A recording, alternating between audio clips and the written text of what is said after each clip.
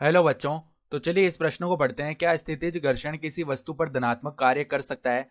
यदि हाँ तो एक उदाहरण दीजिए, यदि नहीं तो कारण बताइए। ठीक है, तो यहाँ पे मैं बताना है कि क्या स्थितिज घर्षण जो है वो धनात्मक कार्य कर सकता है या नहीं।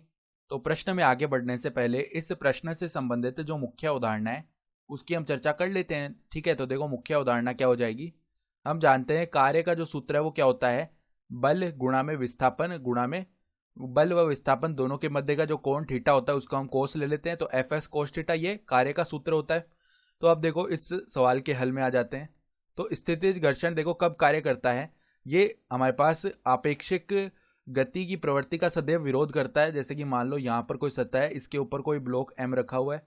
ठीक है, इस पर हमने कोई बाह्य बल लगाया, मान लो ये खुरदरी सतह है और इसका जो घर्षण गुणांक है वो एक बार के लिए म्यू है, स्थितिक घर्षण गुणांक। ठीक है, तो अब मान लो इस पर हमने कोई 60 न्यूटन का बल लगा दिया।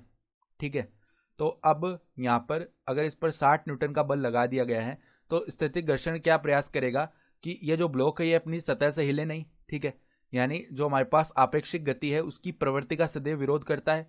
और स्थैतिक घर्षण कितना लग जाएगा, 60 न्यूटन इस तरफ लग जाएगा। ये आ गया हमारे पास स्थैतिक घर्षण का मान। सही है, तो अब अगर हम यहाँ पे बल निकालेंगे, बल नहीं कार्य निकालेंगे ना स्थैतिक घर्षण के द्वारा, तो इसका बल तो आ रहा है लेकिन इसके कारण कोई भी विस्थापन नहीं हो रहा, यानी कि यहाँ पर s का मान 0 होगा तो उसके कारण जो संपूर्ण कार्य है ना वो 0 आ गया। तो ये तो एक स्थिति हो गई, जबकि स्थैतिक घर्षण का जो कार्य है ना वो क्या आ रहा है, 0 आ रहा है। अब ऐसी स्थिति की बात करते हैं जहां पर धनात्मक और ऋणात्मक कार्य आ रहे हैं, तो हमारा उत्तर क्या हो जाएगा। पहली बात तो हाँ, धनात्मक और ऋणात्मक कार्य आ सकते हैं। हाँ हाँ, यहाँ पर एफ एस के कारण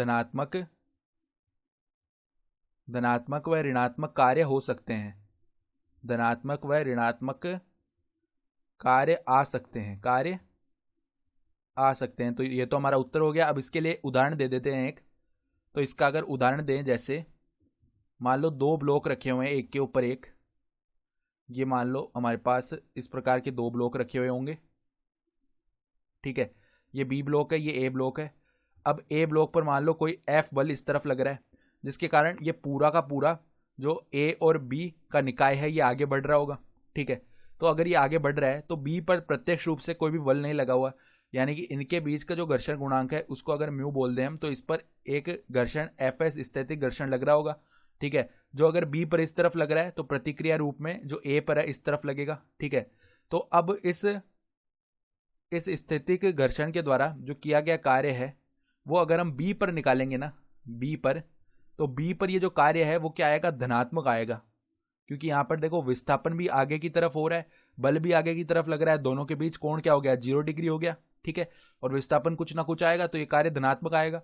इसी प्रकार अब अगर हम ये जो हमारे पास स्थैतिक घर्षण के द्वारा किया गया कार्य ए पर निकालेंगे तो ये ऋणात्मक आएगा।